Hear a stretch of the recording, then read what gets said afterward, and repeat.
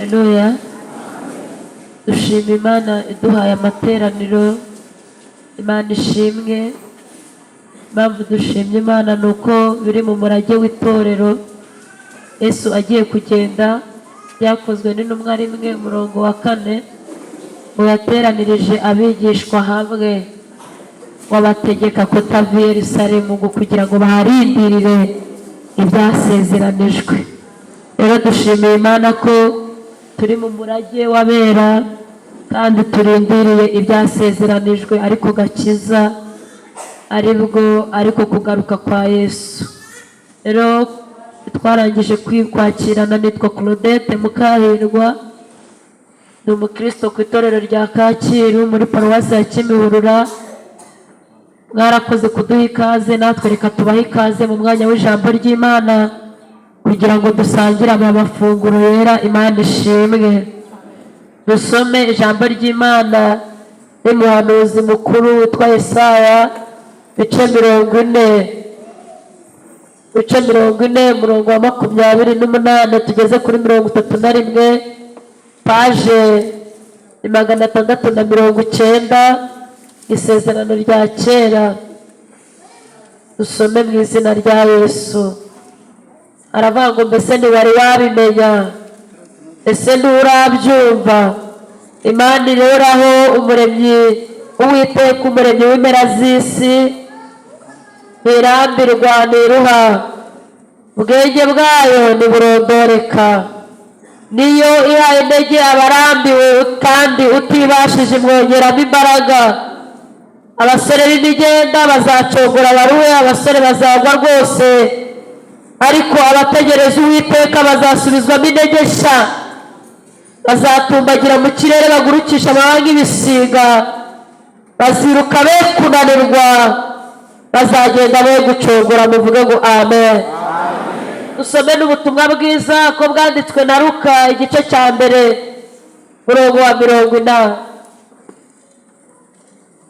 paje ni 58. Ubutumwa bwiza ko bwanditswe na Luka, isezerano rishya, paje 58, igice cya mbere umurongo wa 80.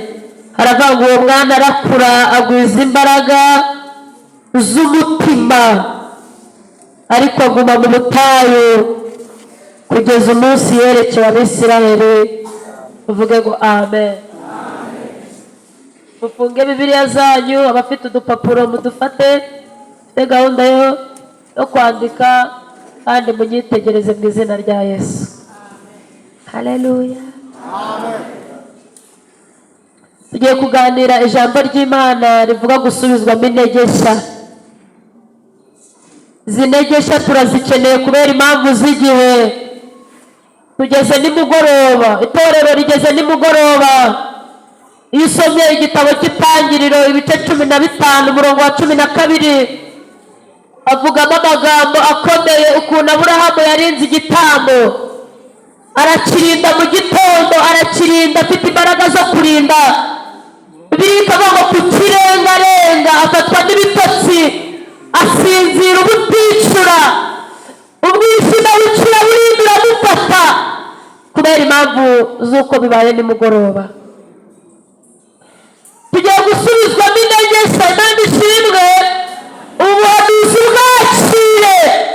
Ukeneye intege nshya kubera ahantu ugiye kugenda. Ukeneye intege nshya kubera ko ibinaniza abagenzi bibaye byinshi. Ukeneye intege nshya kugira ngo ibyo wahururiye kuva ukiri muto, kuva wakira Yesu uzabisingire. Ukeneye imbaraga nshya zo guhangana n'ibihe dushyitse. Izi ntege nshya turazireba mu buryo ukubiye mu ngingo zigera muri 5. Gusubizwamo intege nshya, icya mbere, hari abantu bazikeneye turi buze kureba ni bande bakeneye izi ntege nshya. Icya kabiri, turareba ikizimara, ni iki kimara izi ntege umwuka yemeye kutuzanira. Icya gatatu, turareba inkomoko y'imbaraga. Intege nshya zikomoka he? Twazikomora kuri isoko igihe zaba zadushiranye. Ntago Katare zibayo, Dubai ntiwazirangurayo, mu Bushinwa ayo masoko zabuzeyo, baturirimbe ngo ni ibintu by'umwihariko w'abera, ni ibintu byacu nubwo twabitakaje, ni ibintu isi idafite. Imana ihimbazwe. Haleluya. Nubwo twabitakaje ni umutungo w'itorero isi idafite. Isi ntubiboneramo, Matewusi ntiwabirangurayo, ni ibintu byacu, ni umwihariko w'abera. Imana ihimbazwe. Ni iki wakora? Icya kane turareba icyo wakora ngo wongerwe minsi imbaraga. Icyo bigusaba ni ikiguzi. Ikintu cyose kugira ngo cyakire bigusaba ikiguzi. Ni iki wakwishyura kuri iri soko kugira ngo wakire izi ntegesha?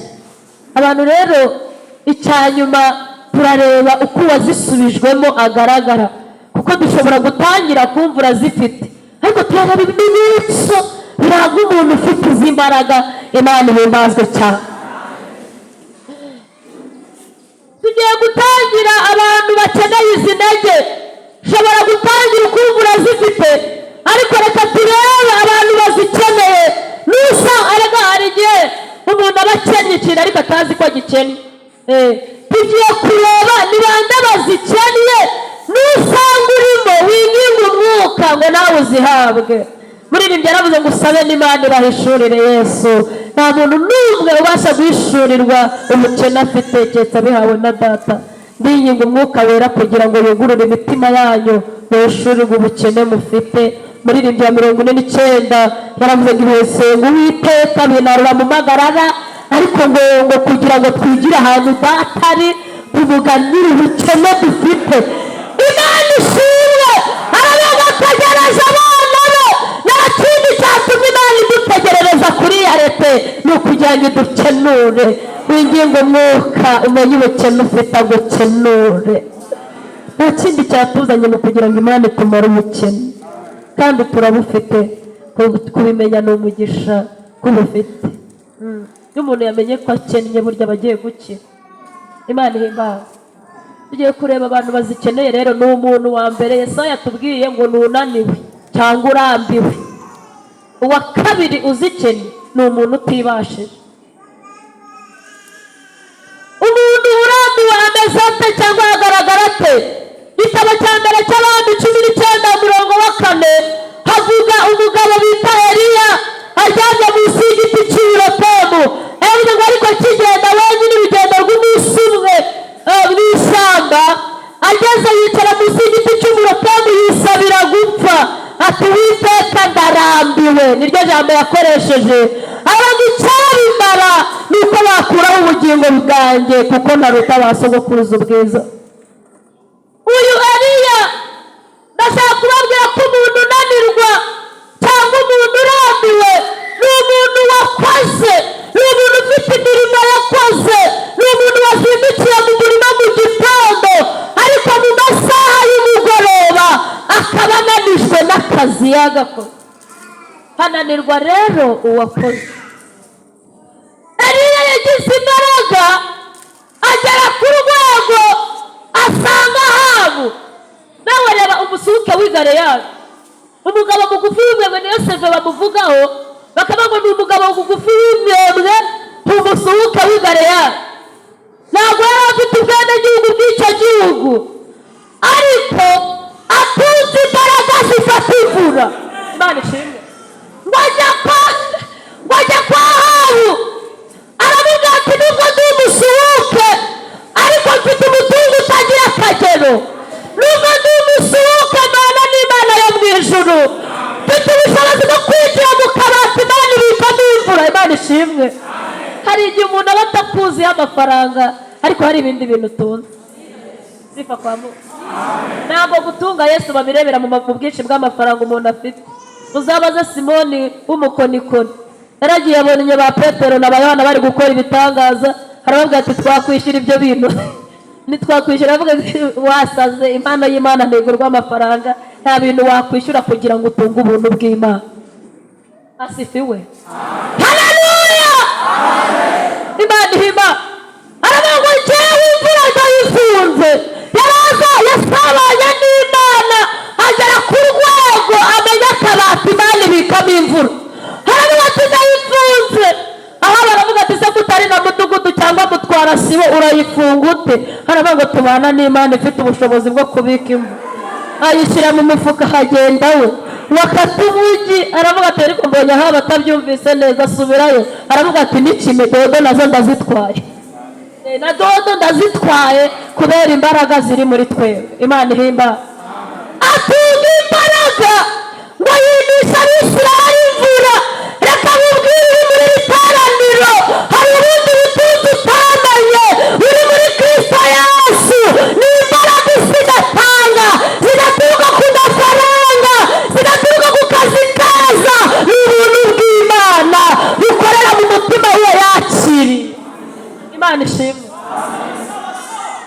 Arazitunga, azamuka i Karumeli, amanura imvura atikebaguye. Yarazi amasaha Imana ikoreramo. Aravuga ati mwikebagure, ahari yasinzira. Nabo yazindutse mu gitondo, bari baherutse kuragura birakura, baherutse no gupfumagura birakura, bagira ngo n'uwo munsi buraca bikura. Ariko uwo munsi yari yazindutse i Karumeli muri Nibature, abanza gufata imbaraga zose zikorera muri icyo kirere. Aravuga uyu munsi biramenyekana ko muri Isirayeli hari Imana, hari yatunze imbaraga, hari yakoreye Imana. Arangije ngo amanura umuriro utwika igitambo kirashya.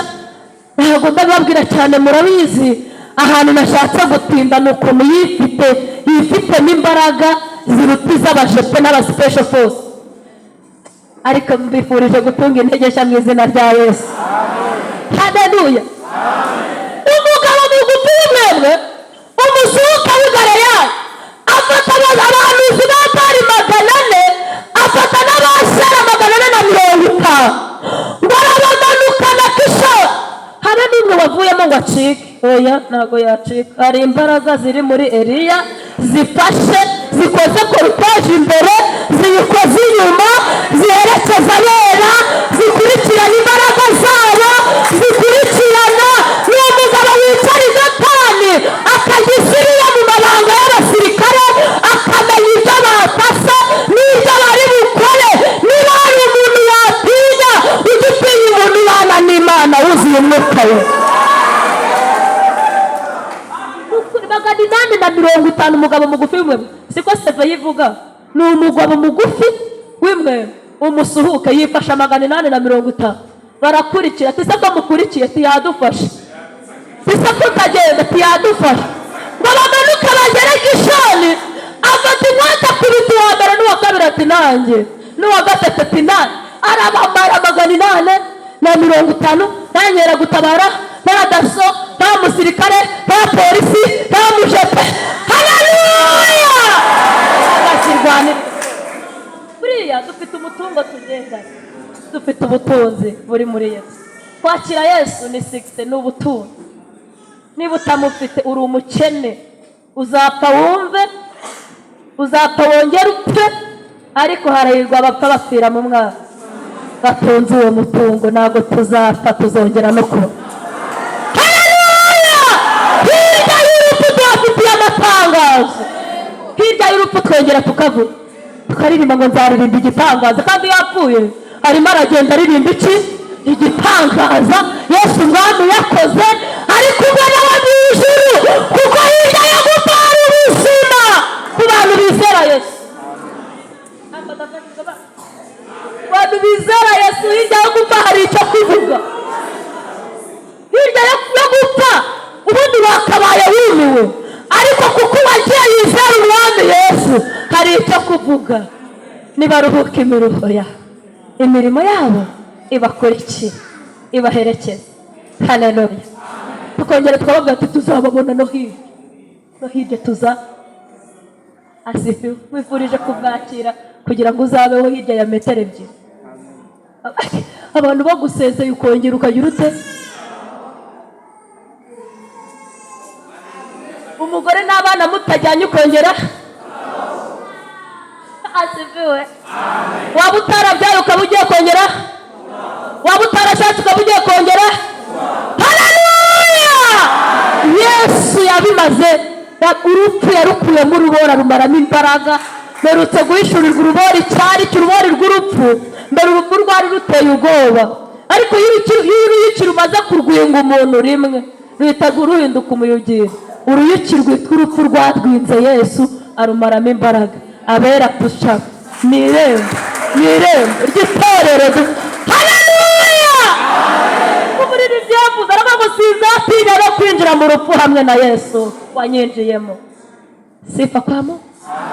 Eliya arazitunga ngo buke zirashira, zijya zishira, ngo amare kwica Ababali n'Abashera Kishori.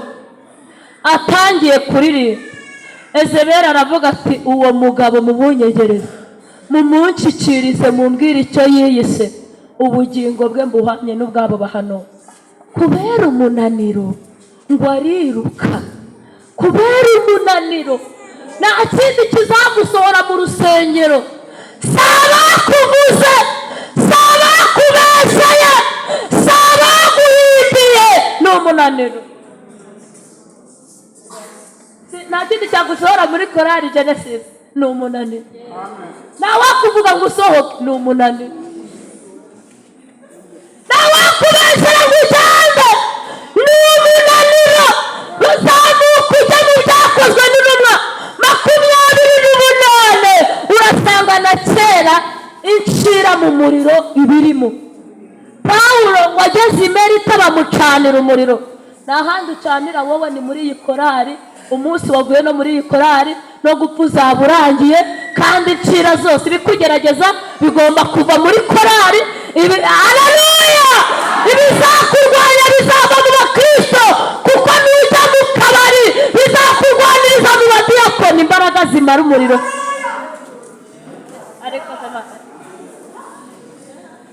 Ariko kubera integesha, Pawulo ntabwo ari buze ku muriro. Ubumara bw'ishira buraturuka mu muriro, ariko kugira ngo amare ngakomeze abe ku muriro, aratinda ku muriro. Ubumara bumukuramo, ubumara bw'ishira buri mu muriro. Umunsi wasohotse uzapfa ukindutse, niko bamubwiye. Uzapfa ukenyutse, urwo uzapfa bararuzi. Umunsi wavuye ku muriro no gupfa uzapfa. Ariko abantu bafite intege n'iyo inciri barumiye ku muriro, batinda ku muriro bagakunga umuriro igikonjo cyabo. Mu muriro imbaraga zizagukiza ubumara bw'ibyakwinjiye buri mu itorero.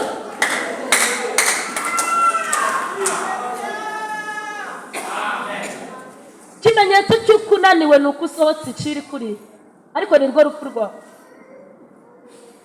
Nane dufashe. Eliya rero kubera umunaniro ahunga ijwi ry'umugore, baryita icumu ryo mu kanwa. Mwambi wo mu kanwa uramwirukansa, arabanga icyabimara nuko napfa.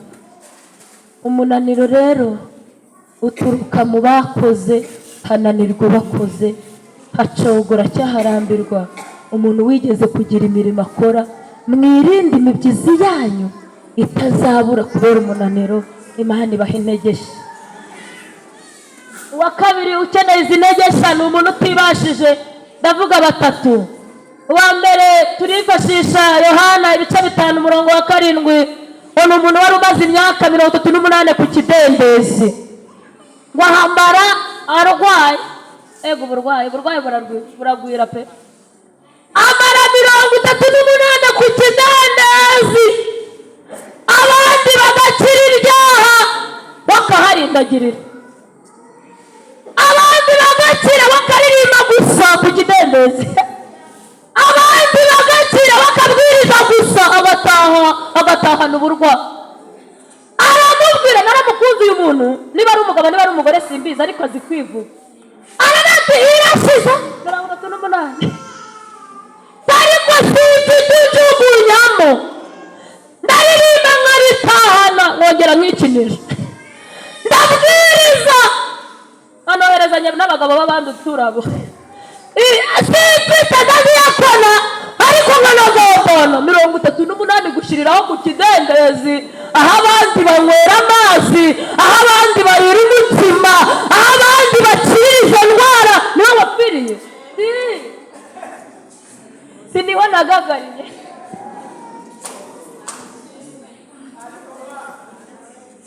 Usanga kuwa mbere niba turasohotse ni 38 ku kidendezi, ikidendezi bivuga ahantu naha nyine tuba twawe, ni mu materaniro, ni mu guterana kwe. None se nijoro ryo gutabaza waraje? Ati naraje, buri munsi bakira ndeba. Iyo abandi bakizwa hari areba kandi yarya ku kidendezi, aririmba ati yakona ku kidendezi yahicaye, aravuga ati irashize. Yesu yavutse atangira gukora akazi ukicaye ku kidendezi. Abandi baramwakiriye avuka muri bo, iyo bagiye muri Noheli nanjye ndabaherekeza, ariko ntiyigeze avuka muri jewe uretse kuba ku kidendezi gusa. Naramukunze azi kwivuga neza, ari isi azi ko atinze ku kidendezi adakira ibyaha byamubayemo, afite ibyaha yanze kureka, afite ubugome mu mutima, ni umunyeshyari, ni umujura, hari ibihemu yaribye, aranyereza imiso, arabizi ko ayimaze ku kidendezi arwaye, ariko arivuga aravuga ati yewe byarananiye simfite ujugunyamo. Urwo runtu urwo rwaha rwose ni urwaha, urwo rwaha ukeneye uwapasha akanjugunyamo, ngiye kwijugunyamo byarane. Icyamukimenya ukavuga neza ikibazo ufite. Iyo umuntu yari azi kwivuga aravuga ati kwijugunyamo, niyo ndwihanye urwo rwaha rurongera rukagaruka simfite. Iyo ndebye umugore w'abandi mba numva namubwira ko nawe mukuru, simfite unjugunyamo. Iyo ndebye agakobwa mwana we simfite. Imana iduhe kwimenya mu izina rya Yesu. Uwo rero nawe yamenye ko atigize ute, atibashe, nubwo aterana hakaba hari n'inshingano bamuhaye. Dore ngewe ndi umudiyakoni, ngo ndi n'umuyobozi w'abagore, ushobora no kubigira ukaba n'umushumba rwose udafite ukurujugunyamo. Ariko icyamukimenya Yesu yaje azanye integesha, yakubwira ngo haleluya, yakwitangaza ukikorera uyu munsi, ntuce nk'abandi baciye, ukikorera ugatahana ubuzima. Kandi umaze 38 urinde.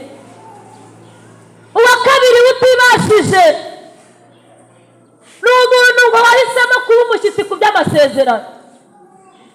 Uramubwira ati muroko umeze ute? Njye ntabwo nkabye, njye mba mbona mukabya, ngenda umwadepera ariko utabikabya. Yesu nkunda kubikomeza, mba mbona mwakabije ariko Yesu njye mbikomeza. Tinoze kutabatiza turabakunda gusa, turi inshuti zanyu, tuzakomeza tuba inshuti zanyu, ntitubona mukabya. Nubyo gukabya rwose, ariko umwuka yambwiye ngo nkubwire. Iyo usomye Mariko ubutumwa bwiza ibice 2:3, ni umugabo wari ufite ubumuga bwo kutagenda, ariko akaba mu mudugudu. Mu mudugudu rero n'ahandi, naho muri korari wakabaye ubarizwa, naho mu materaniro wakabaye uri umukristo ukameza kamwe, naho nyine mu mudugudu ngo baramwitegereza. Niyo mpamvu Imana iha umugisha abayobozi, mwarakoze. Hari icyiciro cy'abagabo, hakaba n'icy'abagore, n'icy'urubyiruko, n'abadiyakoni n'abaririmbyi, kugira ngo nibakwitegereza ku mudugudu ufite ubwo bumuga bakugirira umutwaro, bavuga ati ariko wakwikorera mwene data ko twamugeze Kaperinaum, ko twamugeza i Kaperinaumu agahura na Yesu, ko tubona akenyeye Yesu. Twamwitegereje ubona ageze i Kaperinaumu, ubumuga bwaki. None tugende tumuhe, ntuzahura n'abakugirira umutwaro udafite umudugudu ubarizwa. Ukeneye kugira umudugudu kugira ngo tuzagushyikirize Yesu i Kaperinaumu mu gihe wananiwe kuhigeza. Umuntu ajya agira ubumuga rwose bwatuma atakigeza kuri Yesu, ariko umubyeyi ukuze yakwegerana na Claudette yarangije kugira ikibazo cy'ubumuga, akamubwira ati nanjye aho narahageze, nahaciye gutya, nawe uzabigenza utya, uzakomezanya. Akaba aragushyikiriza i Kaperinaumu. Nta muntu wibasha ibihe byose, ukenera bane bakushyiramo mu kiriba bakakugeza kuri Yesu. Niyo mpamvu harimo abagore bakuze n'abatoya, kugira ngo dufatanye mu by'iyi nzira turebe ko twazagera. Imana ishimwe. Mukristo na Byiringiro bageze kwa Gihanga. Muzi ko Mukristo yari yarageze ku musaraba, ngiye ko arantangaza. Mukristo yari yarageze ku musaraba, baramuhaye urufunguzo rw'ibyasezeranijwe, baramukuyemo ubushwambagara afite n'umuzingo. Ariko hari igihe kwa Gihanda wibagirwa ko nawe ufite, ukibagirwa ko umuzingo uhari, ukibagirwa ko n'urufunguzo rwitwa ibyasezeranijwe, byitwa amasezerano y'abera, ukabyibagirwa kubera iminsi myinshi mu kibazo ufite. Ariko ngo kubera ko yahageranye na Byiringiro, aramuganiriza, aramubwira ati wikwiyahura, ntiwibuka ko Imana yavuga ibiguteye kwiyahura nuko utarashaka. None se cyagiye turi mu butayu, ntiwibuka ko Imana yavuganye natwe ko iguhaye urugo. Hajya yarabivuze ati yarabivuze. None se ntiwibuka ko Imana yavuze ko izaguha abahungu n'abakobwa, none ugiye kwiyahura uzira kutabyara. None se ntiwibuka ko kari akana burya yavuze ko kaziga, hajya kaziga ngo yikaba karye tefote, ngo yikoze mu gituza ngasanga bidafite ifungu, asanga hari icyo Imana yavuganye nawe, asanga nubwo agize 35 ariko yavuganye nawe kazasha. Aravuga ati ndarufite ngafungura ibishako, abonana ngo n'abana biremeye, siko ruba rufunguzo ruba rubifungura byose. Ndafungura abana abona n'akazi kaza. Aravuga ati ziko twari turufite, wikwigirira nabi, nawe ntiwibashije, ukeneye kuza muri bene so kugira ngo igihe cyo kunanirwa kwawe utazapfa wiyahuye. Imana iguha umugisha kubyumva, Imana iguha umugisha.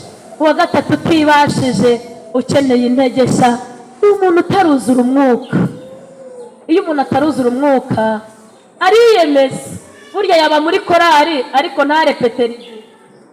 Hari abantu basanye ibituro bya nuze by'abahungu ba Aroni, damu n'ababihu ngo ni abantu batamba umuriro udakwiriye. Mbese buri gihe iyo bacanye umuriro bacana uwa feke. Ibituza umwuka wera ntabwo wamenya kumenya ubukristo nyabwo Imana ishaka kukizwa. Uzahobagira bazakubwira ngo ni ukubakizwa mu gitondo uburuyu nimugoroba uburuyu, uzahuzagurika kuko udafite imbaraga zigukomeza muri urwo rugendo. Gushikama ntako, niyo mpamvu mushaka abasilamu muri abarokore. Umuntu agakizwa, ariko niba hari umuntu ntangaza, ni umuntu uva mu barokore yaramenye Yesu agashaka umusilamu cyangwa umuhamya. Ni ikibazo cyo kutuzuzwa no kutamenya ibyo waje n'ibyo ari byo. Umuntu wakiriye Yesu ubundi waba hari power, ariko ikimenyetso cy'uko utazi ibyo uba ubuze umwuka, ubuze ikikumenyesha Imana. Yesu niwe ukumenyesha Imana, kandi umwuka wera ni ingwate y'ubugingo ituma dusobanukirwa Kristo. Niba utaruzi umwuka ntuzi Imana, urabeshya.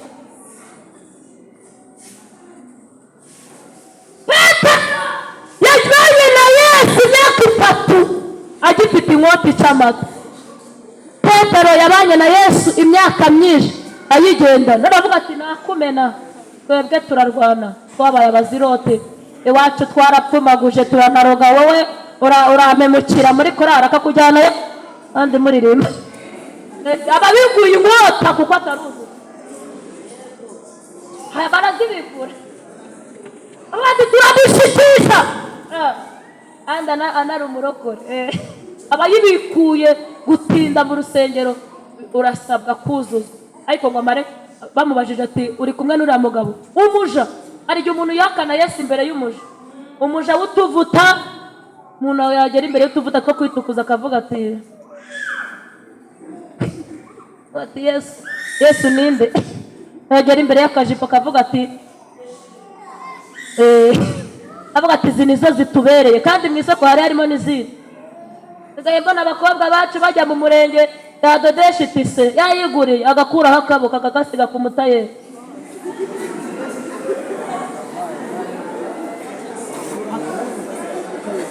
Kajyana kamwe mwari kagenda yambaye akaboko kamwe, tikibere rigiye gutakara ati n'isi yonye.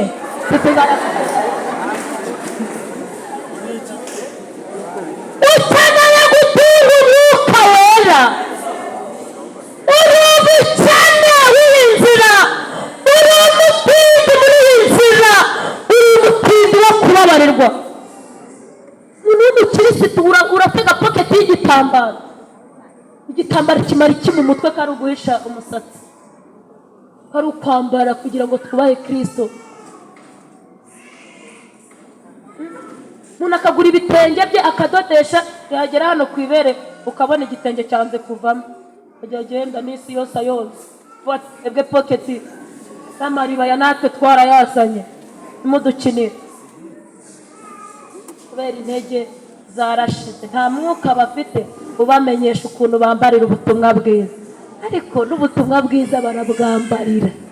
Kwambarira icyo ufite muri wowe, wakwambara ntitubone wowe, tukabona ubwami bw'Imana butuye muri wowe. Yesu ngo nagaragarira mu myenda, agaragarira he? Isi mubonera he? Kakuzuye umutima gasesekara, nabipfuye. Yesu dushaka kugaragaza ino agaragarira mu mubiri n'abanyamubiri bakamubona. Awuta kugira ngo uberere imbuto, ntabwo bazakurondora mu mutima, bazakwitegereza inyuma, bahere ko bahinduke bubahe So wo mu ijuru, kandi ntabwo berekwa bareba mu mubiri. Ni ikibazo cyo kutuzuzwa. Niyo mpamvu utazi gutandukanya ibyaha n'ibitari ibyaha. Ariko no kunanirwa byatumye ngo Barizirahi bamujyana i Yerusalemu. Aravuga ati ngiye ko nakimenya gutandukanya amajwi y'abagabo n'ay'abagore. Iyo mfumbase umugore simbimenya niyo mfumbase. Munaniro, utibasha, nibo bantu babiri bakeneye izi ntege. Kandi ushobora kuba ubarurirwa muri kimwe muri icyo cyiciro, winginga umwuka no kwimenya n'umugisha. Ni iki kimara izi ntege? Avuga bitatu. Icya mbere ni ugukiranirwa. Zaburi ya 31:11 Dawidi niwe wabivuze, aravuga ngo intege zanjye zimarwa no gukiranirwa kwanjye. Umuhanuzi Daniyeli 12:10 yaravuze ngo ababi bazakomeza kuba babi. Mbibutse ko hari intambara abanyetorero badakwiriye kuba barwana. Ujye ucunga niba icyaha kiri mu buzima bwawe, naho ibya Antikristo n'imikorere ye ntabwo bikureba. Rwanya icyaha mu buzima bwawe. Ahantu hatatu Antikristo agaragarira, ahambere ni muri wowe. Niba ukora icyaha ukacyongeranyaho ikindi, ni we Antikristo ahubwo wa mbere, ubanze wirwanye. Aha kabiri ni mu itorero, aha gatatu ni muri politike. Ujye ubanza utsinde ibikunesha, uzaba watsinze Antikristo. Mwuka wo kurwanya Imana uri muri wowe imbere. Dawidi arimenye, aravuze ngo intege zanjye zimarwa no gukiranirwa kwanjye. Aha kabiri ni ukugira umutima utagucira urubanza. Muri 38 Zaburi 11 aravuga ngo umutima wanjye urankubita. Ushobora guhugura umuntu uri umupapa mukuru nk'uyu mushumba atuyoboreye Elize, ashobora kumugura akambwira ati rero mwana nuko bitwara. Avuga ati umutima wanjye ntuncira urubanza. Pawulo yavuze ijambo rikomeye abwira Timoteyo, aravuga ngo uwo mutima abantu barawuretse bahinduka nk'inkuge zimenetse ku byo kwizera. Kuba umutima utagucira urubanza si uko utakoze ibibi, ahubwo inkuge umutima wawe warasandaye, urameneka, uravirirana ibintu byose. Niyo byinjiye ntumenye ibibi n'ibyiza. Kuba rero utaguciriye urubanza si uko ibyo ukoze ari byo, ahubwo wahindutse nk'inkuge imenetse ku byo kwizera. Ntuzi uko bakizwa, ntuzi uko agakiza bagatwara, ntuzi uko bamera abakirisitu, ahubwo kubera umutima wamanyutse uvirirana, winjiramo amazi y'ibiziba n'atobamye n'ibyondo, ntuzi kubitandukanya, wahindutse nk'inkuge imenetse ku byo kwizera. Icya gatatu kimara intege ni ubuhenzi n'ubushukanyi bw'abadayimoni. Hari umwuka wa Delila winjiye mu itorero. Delila ntabwo ashobora kukwica yakweretse ko ari kukwica, araza akakwereka ko muhuje, akubwira ati ni ukuri turi abanyetorero, humura. Ni iki gituma ugira imbaraga zo kunesha ibyaha? Ugatangira ukamubwira ati turumva nyine sinamara icyumweru nasenga. Ibyo biguha intege, kujya usenga unywa n'akacyayi. Atangira akaguhugura. Umuntu umwe yigeze kumugura uko agizwa, bari dukubitanye kandi yari mukuru. Icya kabiri yari n'umudiyakoni, njyewe ndi umukristo. Arambwira ati ariko wajya ureka gukabya, ukiri muto wajya ureka akabya, ntugakabye.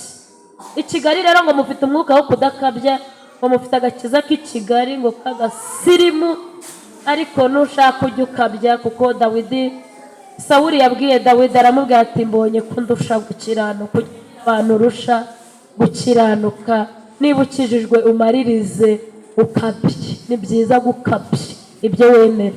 Imana ishimwe. Rero uko Dalila agenda kugira inama, ni kuzisanga wamubwiye ibanga ry'ubutsinzi. Mugabo umwe bita Ezekiya nawe yigeze gutunga imbaraga, ndimo ndavuga aho zishirira. Tamura ikiganza ndebe ko mu gihari. Imana ibahe umugisha, Imana ibahe umugisha. Ezekiya yigeze guterwa n'umwami wa Ashuri, amubwira amami atsinze. Ezekiya aravuga ati nibyo, yarabatsinze. Ngo amuteye abona niba hari abantu bafite igisirikare giteye imbere ni Ubuyuda, ariko abona special force itazarwana urugamba rw'umwami wa Ashuri. Arazamuka agifite intege. Ezekiya ajya mu rusengero apfukama ku rwandiko, aravuga ati ibyo umwami wa Ashuri avuze nabyumvise, ariko ntekereza ko nawe uri mu ijuru wabyumvise. Umva urugamba rw'abantu bafite intege. Ariko ngo zimara gushira, ngo umwami w'Aburahamu aramusura, aramubwira ati Ezekiya murwana mute ko mwe mwatsinze umwami wa Ashuri? Umuntu watsinze ibihugu bingana kuriya mwashoboje iki? Aramubwira ati ngwino nkwereke. Bamujyana mu bubiko bw'intwaro, aba arabutwitse, arabutwika. Ni ubuhenzi Satani akoresha, akagenda gutata, akagera no ku rwego umena amabanga, ukavuga ati ngiye sinjya mbika icyaha mu buzima bwanjye. Akabakogosha umusatsi, akakunogoramo amaso, ugasigara urindagira. Ezekiya ngamwereka ububiko bw'intwaro, izo mu rugo n'izo ku itorero ku rusengero. Ngo Yesaya mwene Amosi aramubaza ati ukoze ibiki? Aravuga ngo nta hantu ntamweretse. Bukeye baraza barazinyaga zose barazimara. Kumena ibanga ry'akazi birahanirwa. Uzisanga ubuhenzi bwa Dalila nta yindi misiyo afite, ni ukugutwara amaso. Kandi ndimo nditegereza itorero nkagira ubwoba muri iki gihe, kuko ubu buzima bwa Dalila, Abasiriya, Abafilisitiya, nta yindi ntwaro bakenera kugutwara amaso. Ntibica ngo barangize. Abasiriya ntabwo bica ngo, Abafilisitiya ntibarangize, basiga abantu batabona bakabagira abasyi. Abasiriya bagira umwuka umwe n'uwa Gihanda. Gihanda hari abantu areba akumva atabica, akavuga ati kuva ari umudiyakoni reka mutwara amaso abe mu itorero arindagira. Kandi ubu buzima bwo kurindagira, ndimo nditegereza itorero, sindi mukuru cyane ariko ndimo nditegereza itorero, nkabona turakabakaba turarindagiye. Kubera iki? Umuntu araterana imibyizi yose no ku cyumweru, ariko uko yatangiye umwaka akaba ariko awusoza nta byaha atsinda, ayizengurukaho arakabakaba. Uramubaza iby'agakiza uko yari abizi mu myaka 5 ishize, ni nako akibikora. Mwaririmbana ukabona ni umuntu utazi yajya, ukabona arakabakaba ntazi iby'agakiza, ntabyatsinda. Uko muziranye mu myaka 5 ishize niko akimeze, abaho ubuzima bwo gukabakaba. Kandi yanarwana intambara wamubaza ukabona urugero rwo gutsinda ibyaha. Ikimenyimenyi muzarebe ukuntu twihana mu masengesho. Imana ibabarire kubeshya, Imana ibabarire kubwira yanabasinzira unamubyukije ari kurota, n'ibyo bintu yavuga. Kubera turakabakaba ituzi iyo tujya. Amaso Abasiriya Abafilisitiya barayamenye. Iyo agenda ubona atazi icyerekezo cy'urugendo. Imana idufashe. Ibyo bintu rero bimara intege. Ibintu bimara intege. Uzi gutanga imibyizi yawe udafite aho uva mu mwuka n'aho ugera. Abantu biripotinga iyo umwaka ushize bakavuga ngo urugendo rw'agakiza ntaha tugeze, ko mubara ibyo mwasohoje mu mubiri. Iby'agakiza mubibara mute? Ikontorore iyo muyikoze kuri Noheli mwizihiza ibiki?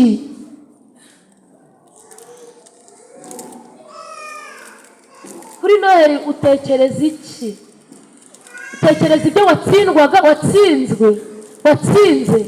Utekereza ibyagutsinze ugafata imyanzuro yo kuzabitsinda. Ugezeho ugenda, uragenda, urahagaze, ugezehe, urajyahe.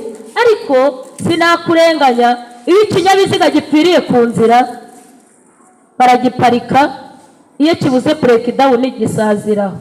Hari ibinyabiziga Mukristo ngo ajya mu ijuru ngo yahuye ngo n'abantu bitwa ba Ruhangara. N'abantu baparitse bugufi bw'inzira. Nyine umubona muri korari ukagira ngo muragenda, ariko yaparitse aho ngo ni ba Ruhangara nabute. Ariko ubona atinye cyane ni Ruhangara. Arahangara akabwiriza, agahangara akadiyakona, ibintu byose arabihangara kubera ko intege zashe. Bimara intege guhangara imirimo y'umwami utamukorera. Ubizi neza. Niyihe nkomoko y'imbaraga? Imana ishimwe. Imana ishimwe. Abantu iyo bimenyeho intege nke, dushimiye Yesu wateguye uburyo azajya ziboherereza. Muririmbyi yaravuze ngo buri munsi hazajyamo imbaraga. Dufite kire tugenewe y'imbaraga buri munsi azajyamo imbaraga. Niryo sezerano y'Imana. Hari mu ijuru hari marayika ushinzwe ako kazi, ushinzwe umusada. Asifiwe. Haleluya. Haleluya. Hari marayika ushinzwe umusada. Turi kuri tara y'urugamba, ariko hari marayika ushinzwe umusada. Iyo zasize, iyo kwihangana gushize, iyo kwirinda gushize, hari marayika ushinzwe umusada.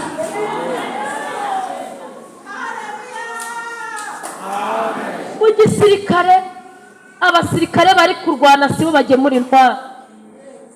Abari kurwana batanga koma, bakababwira izabashiranye, bakabazanira umusada.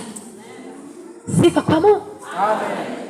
Eliya ngo ajyamye munsi y'igiti cy'umuratemo handi twasomye Ababi ba mbere 19:5 hepfo, harabanga kisabira gupfa. Marayika araza aramubwira ati Eliya wipfa. Haleluya. Wipfa. Twatatse wijuru tukwitiriye umutima n'amazi mu gatima. Wagutekere uri bupfe. Ntupfa. Ubwo waje mu materaniro ntupfa. Haleluya. Ubwo waje gusenga ntupfa. Ubwo wongeye kuza kuririmba ntupfa. Haleluya. Ntagupfa. Twagemuye umutima n'amazi. Eliya we. Eliya byuka rya kandi nywa winanirwa ukigenda. Y'umutima ugutera imbaraga. Mwana kutuzi, mwana kumazi y'ubugingo, ukomeza urugendo. Wicogora inzira n'ubwirande. Wicogorera n'ubwirande wipfa. Twakugemuriye. Dushimiye igikoni cyo mu ijuru ko batekeye Abisiraheli mu butayu. Bagifite gahunda yo gutekera itorero i Gatare, mu mujyi wa Kigali, mu Kicukiro, mu Rwanda, muri Afurika. umutsima mwepfa.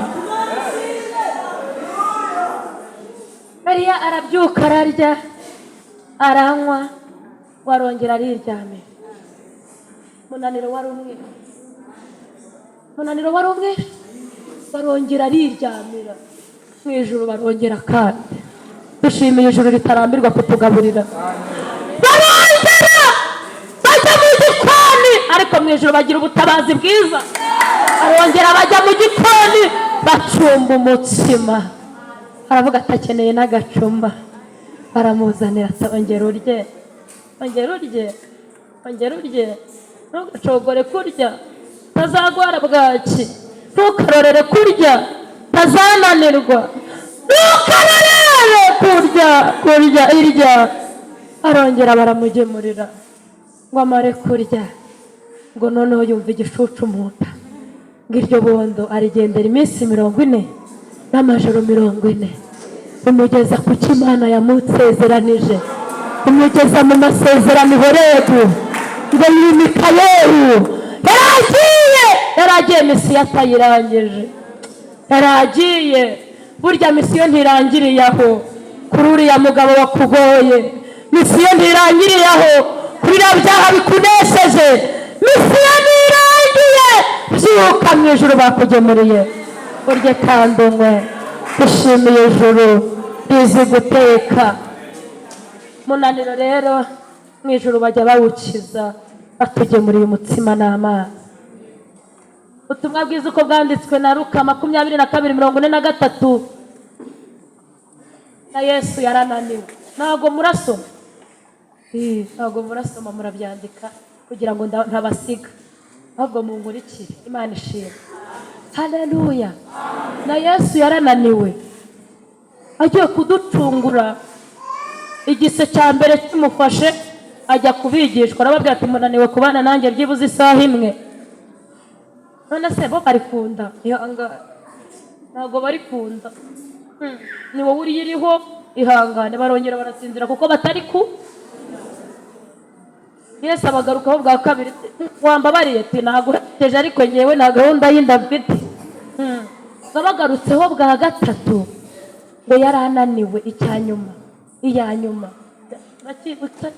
Murakibutse icya nyuma ngo kimukubita, aravuga ati ngewe kubacungura ndumva binaniye. Ubwo se iranda y'ihirima twari kubigenza ute?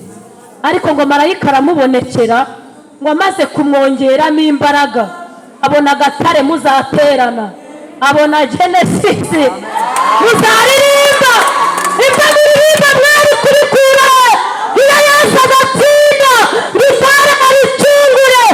Inshuti zayo mwari kubikura, twari kuba tubwiriza iki? Ubu se twari kuba turiho itorero ridahari ko? Ariko dushimiye Yesu, dushimiye marayika, dushimiye ijuru ryamugemuriye imbaraga. Haleluya. Ngo marayika dore kumwongeramo imbaraga, bahita tubona twicaye tumuvuga. Aravuga ati ndemeye n'ikindenge, ntibibuko nshaka ahubwo bibuko ushaka. Yemera kuducungura, arapfa arabambwa, ku munsi wa gatatu azuka n'itorero turiho. Narigiye kuvuza induru bavuga ngo itorero ririho, rirahari, ntabwo ari ubusa. Kandi nubwo harimo n'ibirarasamba, hakabamo n'inzererezi n'imbobo, ariko itorero ririho, ntabwo ryapfuye ngo rishire. Itorero rirahari, abantu bazajya mu ijuru bariho. Yesu rero nawe intege zaramushiranye, ariko marayika ngo amubonekere. Iyo ufite intege nshya, iyo intege zimaze kuza, inkomoko y'imbaraga ni marayika uzitanga. Ureba hirya y'ibikurwanya ukabona icyo uzakuramo, ukabona intsinzi iri hirya y'imibabaro. Imana ishimwe. Iyo intege nshya zije mu banyetorero, babona intsinzi yo kugaruka kwa Yesu, bakavuga ngo nubwo turi kubabara ino, ariko tuzimana na Yesu ingoma y'imyaka 1000. Yesu azagaruka, aje guhora inzigo abantu banze kumva ubutumwa bwiza. Azagaruka kwima ingoma ye, amakuba azayamara. Haleluya. kuba waramwizeye ujye uyaha amatangazo ngo ni igihe gito, kuko umukunzi wanjye ari bugufi. Urebe hirya y'imibabaro. Umuririmbyi yaravuze ngo hirya y'umusozi n'uruzi ndabona umudugudu. Haleluya! Ndabona umudugudu Imana yubatse ikawurema, ndawureba. Intege nshya y'umuntu azifite abona umudugudu. Sifa kwa Mungu. Niki wakora ngo wongerwemo intege nshya? Twabonye ko ari ugutanga komanda. Icyo wakora ngo utungize intege nshya, Samusoni yaragikoze mu bice 15 by'abacamanza murongo wa 18. Yaratabaje aravuga ngo zashize. We yari yishe Abafilisiti 1000 akoresheje umusaya w'indogobe. Aravuga ati nubwo maze kubica ariko ngiye kugwa mu maboko y'abatakeba. Atanga komanda, yemera ko zishize. Aravuga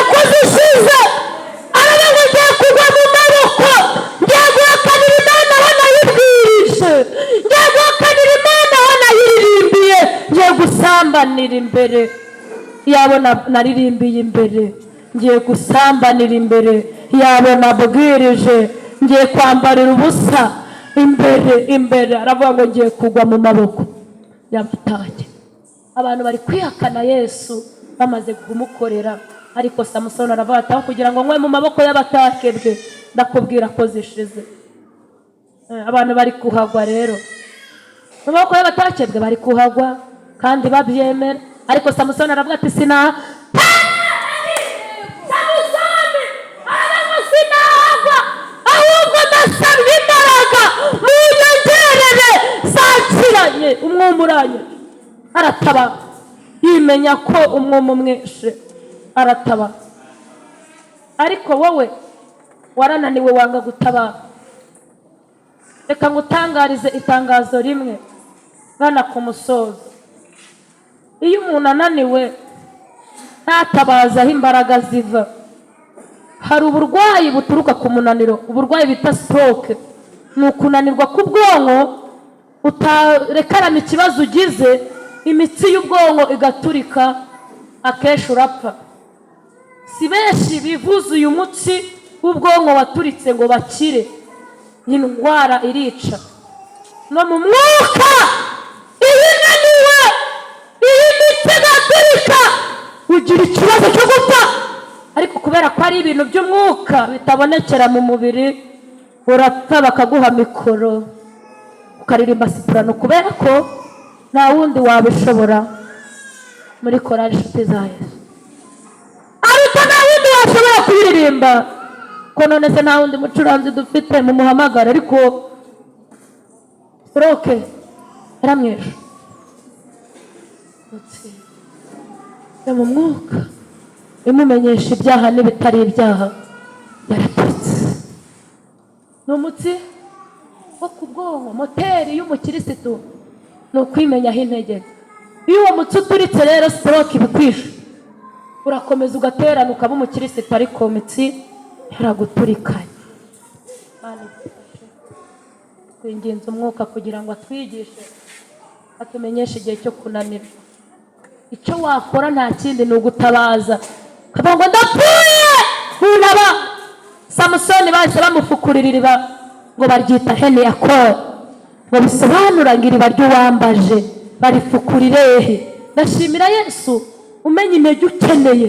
Iyo utabaje Samusoni kuko azaba umucamanza w'Abisirayeli, murumva ko batamugemuriye mu gacumu, we akeneye iriba kuko azagenda imyaka 40 itandukanye. Rero niyo bagemurire riya biratandukanye cyane. Samusoni wakeneye iriba kuko hari n'abandi bantu bazakenera amazi, Samusoni akabaha. Imana ibaha umugisha. Hari undi mugabo wantangaje, mwuka yamishuriye mu gitondo. Ni umugabo bita Ahabu. Iyo hari umwambi umusanze mu igare ku rugamba uramuturitsa. Ariko Ahabu ko wunama nta kibazo. Aha bibaye iki? Nta kibazo. Aha bagakomeza akarwana. Aha gusigaye nta kibazo. Ariko umwambi Ahabu ararwana n'umwambi, azi ko ku rugamba hari abaganga bashinzwe kuwukuramo, ariko Ahabu ntiyabikubwira. Arimo arabwiriza n'iki? Arimo aradiyakona n'iki? Arimo araterana n'iki? Uzakwica. Icyo cyaha wabitse muri wowe kizarangira kikwishe, kandi kwimenya nibwo buzima. Kajya kwistopinga kavuga ati muba muvura nanjye ndimo. Nicyo cyonyine. Kujyanira umuganga avuga ati winjiriye aha mwari ikinjiriye wino wipa yasezanye umutsima n'amazi, wipfira ku rugamba mwari kinjiriye aha nuko cyaje munabare nikuta cyavamo birahagije n'ibyo gusa nuko cyaje nagiye kubona mbona kinjiye ihumura turagikura n'ibyo byone. Aha baranga baramwinginga ngo nazane bamukuriremo, aranga aravuga ati nzawugendana. Wawumarana iminsi barapfuye, abarapfuye kandi ubuzima bwari buhari. Yageze aho umuganga ari yanga kwerekana aho kinjiriye. Umwambi ugufite, umwambi ukurimo ufite ubumara burenze uko ubutekereza. Umwambi ugendana wakwinjiye cyagihe ufite ubumara burenze uko ubutekereza. Reka nsoze. Umugabo umwe bita Rubeni, itangiriro 45. Rubeni yuriye indyamo ya se. Ise ngo yari agiye gukemura inama, ngo yinjirire umuja, ngo wareya bararyama, ngo baryame. Rubeni akajya agendana urwo runtu. Muri bene se bamwitegereza mu badiyakoni ati nta muntu witonda nka Rubeni. Mu baririmba ati ninde mushaka gutuma amazi mutumbe Rubeni, fura ya data n'imfura nyine. Naho yuri indyamo ya se arakijyana na Rubeni, arakirwirizanya. Imyaka irashyira n'indi irataha, Rubeni afite urwaha yuri indyamo ya se. Reka mbabwire, uwo mwambi wakwinjiye ntuzasaza. Nubwo wowe ubuzima bwawe bwaba wamera nk'umunganya, ukamera nk'ushaje, cyo kigenda kiba igisore sinzi ibyo kiri. Icyaha sinzi ibintu kirya gihora kiba igisore. Iyo cyazakiranye gihora kiba igisore. Yakobo ngo ajye kubaha umugisha, amwitegereze, yitegereza Rubeni. Haravuga ati Rubeni ikarame papa ikarama kiriza Rubeni tangira kwigira rye. Umwuka ngo ahita ajyana se muri 18. Rubeni yari amaze 18 yuri indyamo ya se, akagira ngo byararangiye. Umwuka Yakobo ntiyari akibona, ariko umwuka ahita amujyana muri 18. Aramubwira ati Rubeni ati karama baba ati ko ngiye kuguha umugisha ukanga. Aramubwira ati niwe kubyara kwanjye kwabanjirijeho, ariko uri nk'amazi. Mwumva umugisha yamuhaye, uri nk'amazi adahama hamwe, ngo kuko uri indyamo yanjye. Hari umugisha Rubeni yari afite atarwaniraho na bene se wo kuba umwana w'imfura. Ibintu byose bagombaga guha Rubeni birangirira ko yabaye nk'amazi adagira ute, adahama hamwe, kubera icyaha yabitse mu buzima bwe. Icyaha ntigisaza, ikirangira. Icyo wakora rero ni ukumenya ko icyo wakora ngo wongerwe ni ugutanga komande. Iyo wanze kuyitanga ngo wongerwemo intege urapfa. Uko uwasubijwemo intege cyagaragara, ndavuga bitatu twasomye muri buriya buhanuzi ku murongo wa 31. Haleluya, haleluya, haleluya. Wasome usanga umuntu ufite intege ushobora kumva uzifite, ariko ibimenyetso bikuranga. Icya mbere, agurukisha amababa nk'ibisiga. Yavuze ngo bazagurukisha amababa nk'ibisiga. Ibi umuntu azifite ntiwamushakira mu isi no mu by'isi ngo umubone. Nta terambere ry'iby'isi yirukankana nabyo, ibintu byose araguruka. Imana ishimwe. Iyo umushakiye mu magambo uramubura, aba yagurutse. Iyo umushakiye mu binyoma uramubura, aba yagurutse. Iyo umushakiye mu gutanga ruswa z'uburyo butandukanye araguruka, ntaboneka, yagurutse. Abadiya agiye guhura na Eliya, yaramubwiye ngo genda umbwirire sobuja, ngo genda umbwirire sobuja uko mushaka. Aramubwira ati mu bice 18 mu gitabo cya mbere cy'Abami, aramubwira ati Eliya, ndakuzi ujya uguruka. Uraguruka hano sinahagaruka ngo magusa. Icyamukamenyekana kuri iyo seve yo kuguruka. Abantu bagushakira mu kubeshyera abandi, bakahakuburira ukaguruka. Imana ishimwe. Bagushakira mu kugendana n'ibigezweho by'ino, bakakubura, bagasanga uri umubyeyi uguruka, bagasanga uri umugabo uguruka, ukaba mu by'ino.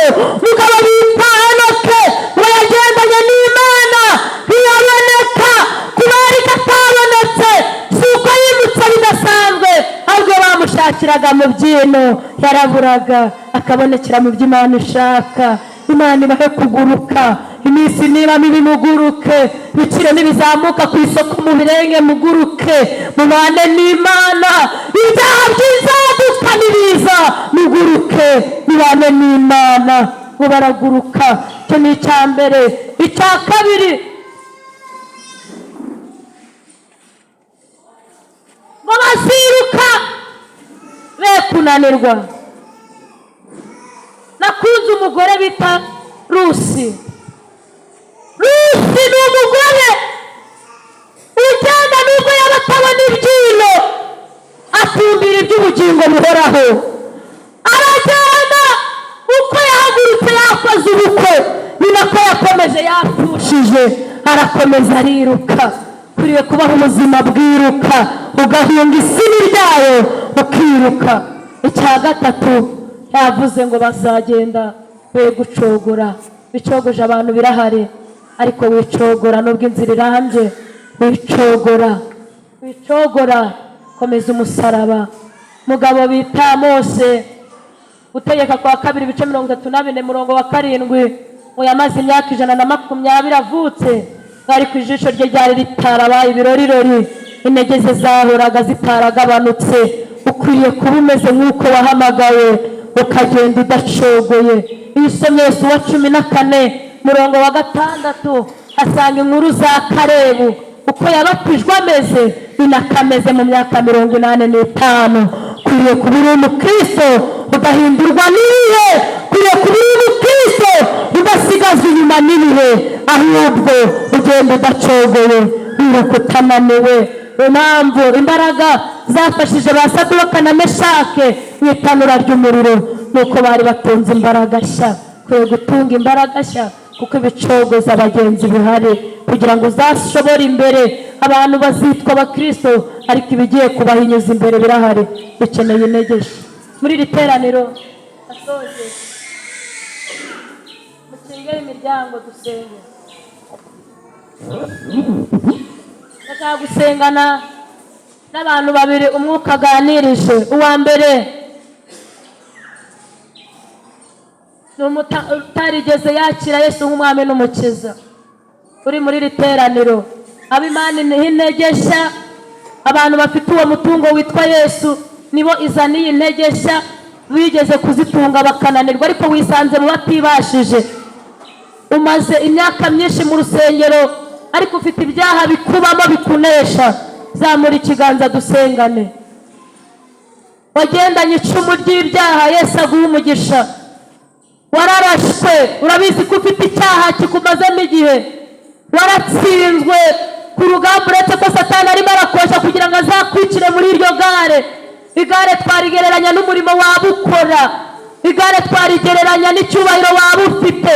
Nta cyubahiro cy'umunyabyaha, kuko abantu bose bazahinduka ibishingwe keretse abantu bafite simukadi. Haleluya. Iyo telefone igira agaciro kubera simukadi. Telefone nubwo yaba ifite agaciro kangana iki, iyo idafite simukadi ntiwayihamagara ngo yumve, ntiwayibura ngo iboneke. Bibutse ko umutungo witwa imbaraga z'umwuka wera cyangwa imbaraga z'Imana ni simukadi tugura muri Yesu. Niko kantu katumenyesha. Asifiwe. Abantu bose bafite MTN muri telefone zabo, MTN yitanze ubutumwa bugufi nibo bonyine bazibona.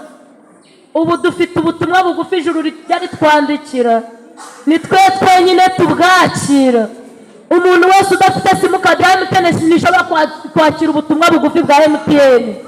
Niko n'itorero abantu bafite imbaraga z'umwuka wera niko babita simukadi y'Imana mu buzima bwabo. Ni na Imana izahamagara babimenye. Abandi bose bazapfa bongere bapfe, bazapfa bumve, kuko ibitelefone byabo byagira agaciro. Byaba bigenda muri lavabo, byaba bituye muri etaje, uko waba uri igitelefone cy'agaciro kimeze gute, utafite simukadi ntabwo uzita. Muri iri teraniro hari abantu bashaka kugura iyo simukadi yitwa kubika Imana muri wowe. Niba hari urimo nazamura ikiganza, usengera abihana bwa mbere. Imana iguha umugisha. Ihagurukira imbere y'Imana, uhamye Yesu, ubwira ati ngenda gushaka, ndakwifuza. Wowe urimo mu iteraniro, urimo utarakira Yesu, uhagurukira imbere y'Imana. Ni amahitamo. Yesu aguha umugisha. Yesu ntafata ku ngufu, ibintu bye ni amahitamo. Kubihitamo na ubuzima, ndi kutabihitamo. Hari abantu bahita bahindukira bakareba ukagira ngo bo baza kuzitunza. Izi mbaraga no guhishurirwa Kristo ni umugisha, kuko Bibiliya irabavuga, iravuga ngo hari abantu bafite umutima ubacira urubanza, ariko uko bagenda bakeresa ubwo buntu bw'Imana, ngo bagenda binjira mu kazitiro k'icyuma. No kumenya kuri umunyantege nke ni umugisha, kuko hari abantu bategerezanyije ubwoba umuriro uzarya abanzi b'Imana, bafungiranye mu kazu k'icyuma, bakeresheje ubuntu bw'Imana. Imana iragenda, nta mutima ubacira urubanza bagira, bategerezanyije ubwoba. Niko Pawulo yandikiye Abatesalonike, umuriro uzarya abanzi b'Imana. No gutsindwa rero ukimenyaho intege nke ni umugisha ukomeye. Abakiwufite bumva bakeneye izo ntege nshya, bumvise bararaswe, bakeneye izo mbaraga nshya, bazamura ikiganza. Tubingingiye muri Yesu. Yesu akwingingiye mu kanwa kanjye, kugira ngo niba izo ntege bibonyeho ibimenyetso bigaragaza ko nta ntege ufite, umanike ikiganza. Kandi uri arahagije mu bwami bw'Imana. Abantu ba hano muhagurukire imbere y'Imana, dusenge. Abantu bumvise bazikeneye, ntago tubinginga cyane. Reka twakire umushumba Elize adufashe gusenga.